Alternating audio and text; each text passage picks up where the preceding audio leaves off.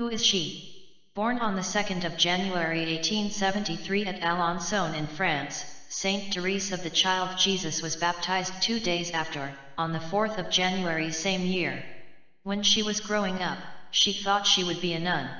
She received her first Holy Communion on the 8th of May 1884 and was confirmed on the 14th of June the same year.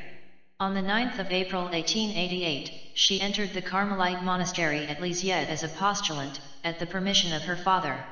She practiced the virtues of humility, evangelical simplicity, and firm confidence in God. She is my patron saint, Therese of the Child Jesus, also known as Saint Therese of Lisieux and the Holy Face. Her interior school. Therese of the Child Jesus is well known throughout the Church's history as a doctor of souls.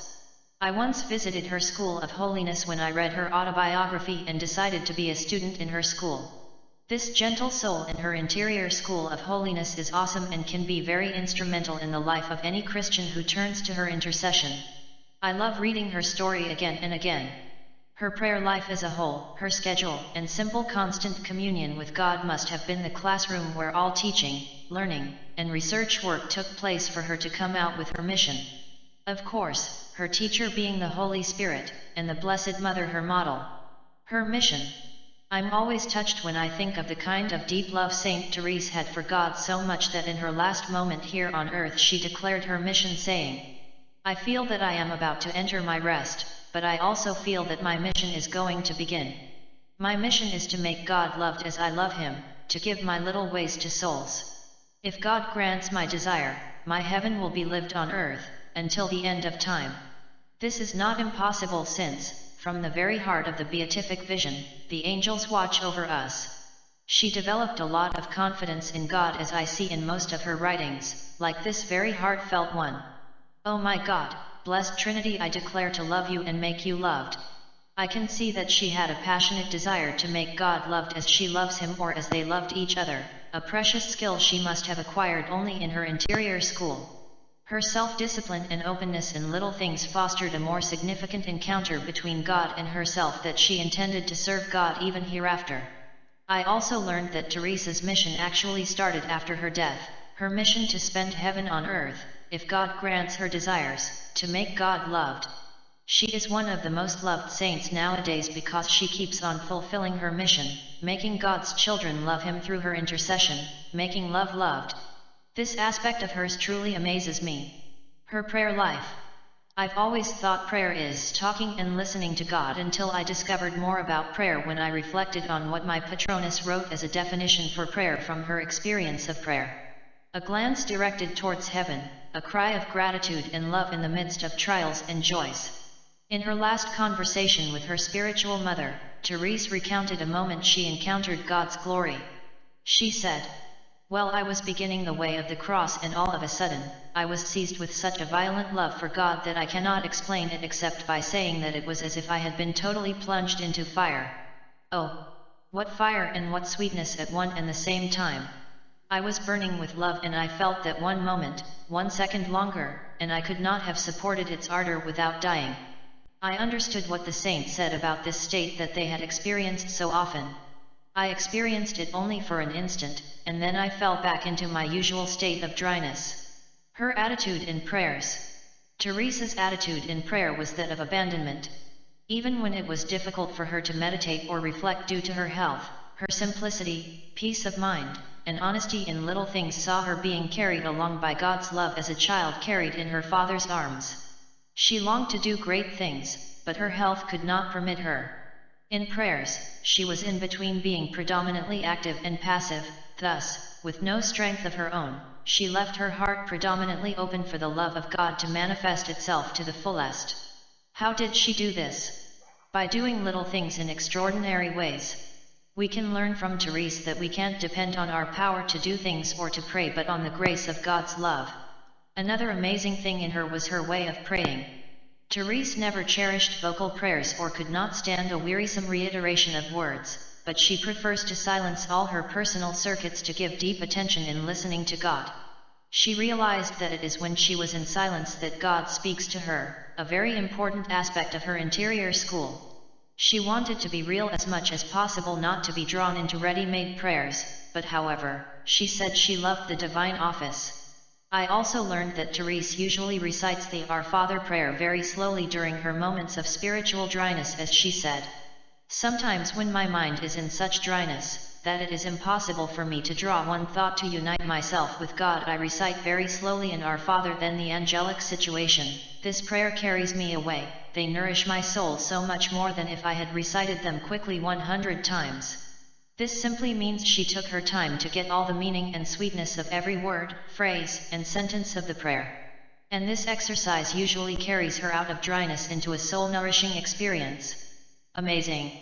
Her relationship with the Virgin Mother was so real that she said, "The Blessed Virgin shows me that she is not displeased with me and never fails to protect me as soon as I invoke her.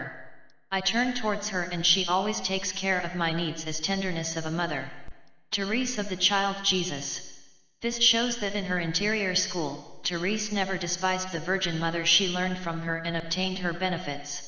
She confirms she took care of her needs, which means her prayers through the Virgin Mother were always answered. Her early childhood experience. Her radical faith and trust in God must have emanated from her early childhood experience of separation from her family. At the age of 3 years, due to ill health, Therese was separated from her family and was only reunited after 11 months.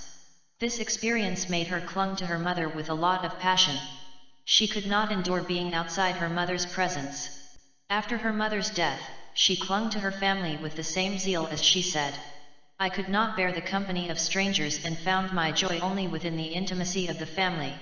It is fantastic too that as Therese entered the convent, she clung to God in the same way she clung to her family. This childhood experience was just a glimpse of the interior school she came to establish as a nun, a preparation of what will come to pass in her life as a nun. Her unshakable or radical faith and dependence on God have gotten a significant contribution from her childhood experience. Her ill health. In sickness, Therese knew she had no strength to support herself but believed God would support her soul without her support. She believed she leans on a rock that holds her life and that she holds not the rock, but the rock holds her. This attitude of hers actually astonishes me.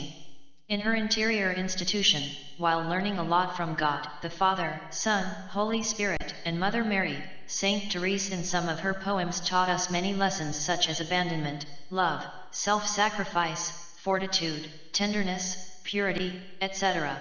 To understand and imitate her life is to make us men, women, brothers, and sisters of faith. Just as she taught her novices with her words and examples, so she is teaching us today. Here are 2 of her amazing poems. 1. A gloss on the divine. Without support, yet with support. Living without light, in darkness. I am wholly being consumed by love. I have no other support than my God. And now I proclaim what I value near him, is to see and feel my soul supported without any support. When I read this poem the first time, I was like startled, and then I asked myself, what is the meaning of gloss? From my dictionary and got it. Gloss.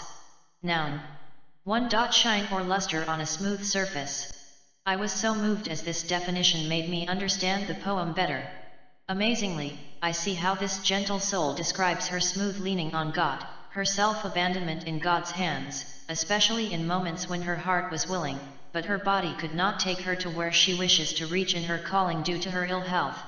2. Living on love. Living on love is giving without limit, without claiming any value here below. I give without counting, truly sure that when one loves one does not keep counts. Overflowing with tenderness, I have given everything. To his divine heart, lightly I run. I have nothing left but my only wealth. Living on love. Living on love is banishing every fear, every memory of past faults. I see no imprint of my sins. In a moment love has burnt out everything. Wow! What a love song! If there is a word in the whole wide world so difficult to define, it is love, but here is a very simple, very true definition of love from a pure heart. Amazing! Giving without limit, without counting, overflowing with tenderness, banishing fear, etc. Canonization of Saint Therese. After her death on the 30th of September 1897, at the age of 24, Saint Therese was declared venerable by Pope Benedict XV in 1921. In 1923 Pope Pius XI promulgated a decree which beatified Therese, describing her as the star of his pontifical reign. Finally, on the 17th of May 1925, Thérèse Martin, also known as Saint Therese of the Child Jesus in the Holy Face, was canonized at St. Peter's Basilica in the presence of 34 cardinals, more than 200 archbishops and bishops, innumerable priests religious and others. The basilica was decorated with garlands of roses. She was also proclaimed a doctor of the Church. In fact, I'm impressed at the number of people present at her canonization, which indicates how Therese had touched the lives of many with her simple ways. This inevitably came to pass as a result of her dedication to her interior school, where she listened, communicated, and acted according to God's will for her. She is said to be one of the most loved saints of this century because she keeps on fulfilling her mission. She is the woman most loved by the world after the Mother of God. A doctor has done a lot of research, passed several exams, and is an expert in his work field. So was Saint Therese in her vocation. She did little things in extraordinary ways, showing us that it is not only in doing great and mighty things that one deserves this title. Yes, she died but still lives and has visited so many countries of the world, something she wished she could do while on earth but limited by health. Her intercessory power. I was so astonished when I read about her intercessory power and decided to seek her intercession. One time I had difficulty. I prayed the Glory Be Novena to Saint Therese. I was standing in front of the whole school that morning, conducting morning devotion. The latecomers had been stopped from running in except the kindergartens, who were allowed to join their mates on their line. Suddenly, up came one of the latecomers, my class kids, to me, running directly towards me with a flower in hand. He must have harvested it on his way to school, for he lives on a hillside 2 kilometers from the school compost. The other pupils watched with amazement, eager to see what Tumi will be up to. Innocently, he offered me the flower, saying, "Madam, take your flower." The whole school burst into laughter. Tumi was so happy as I received the flower, carried him up, and embraced him. No one could understand what this was all about, but I, who have read that Saint Therese usually indicates answered prayers with flower signs. This happens the first time I took the novena. I thought it was a coincidence, but my second experience made me actually believe. I was kneeling in front of the Blessed Sacrament on the 9th day of my novena to Saint Therese of the Child Jesus, and as I was meditating, my eyes caught the bouquet of flowers that was standing at the altar. Just of a sudden, a rose left the bouquet and fell on the floor. This again to me was a confirmation of answered prayers through Saint Therese, and this made me believe that what is said of her is true, that when you seek her intercession, she mostly shows signs of answered prayers with flowers. No doubt, she is also popularly known as the Little Flower of Jesus, or only the Little Flower. Truly my patroness amazes me, and I'm proud to be a student in her school. She is one of the greatest saints of modern times. I hope this personal experience has helped you. Subscribe, like and share with friends.